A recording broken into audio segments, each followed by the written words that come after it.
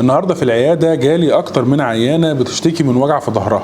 واحده بتشتكي من وجع في ظهرها وسبب الوجع التهابات الاعصاب، بمعنى عندها وجع في ظهرها مسمع في رجليها وفي الم وفي تنميل وفي حرقان وفي سخونيه، والالم ده بيزيد مع المجهود.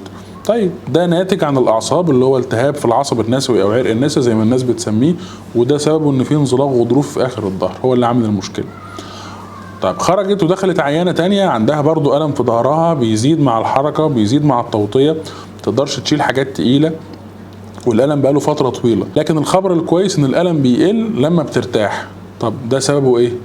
سببه ان في شد في العضلات بتاعه ظهرها، يبقى ده الم سببه ضعف العضلات. خرجت العيانه دي دخلت عيانه بعدها بتشتكي من وجع في ظهرها، والوجع ده متركز في اخر الظهر عند المفصل العاجز الحرقفي او مفصل الحوض الخلفي من تحت، والالم ده بيزيد الصبح جدا وهي عندها نشاط روماتيزمي وعندها مشاكل روماتيزميه.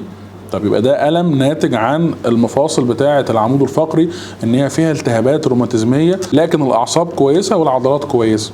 خرجت ودخلت عيانه تانية بتشتكي من وجع في عظم جسمها كله، عيانه معديه الستينات وبتشتكي ان عندها هشاشه في العظام، يبقى وجع ظهرها هنا هو تابع للهشاشه. الاربع حالات اللي وصفناهم دول الاربعه عندهم الم في اخر الظهر، لكن كل واحده الالم بتاعها له طبيعه معينه، فكل ما نعرف ايه سبب الالم بتاع اخر الظهر ده يحدد ايه بروتوكول العلاج. اكيد العيانه اللي عندها الم في اسفل الظهر ناتج عن مشاكل في الاعصاب سواء انزلاق غضروفي او تزحزح فقاري او ضيق القناه العصبيه، علاجها هيكون مختلف عن العيانه اللي عندها وجع في ظهرها ناتج عن ضعف العضلات او الم في العضلات.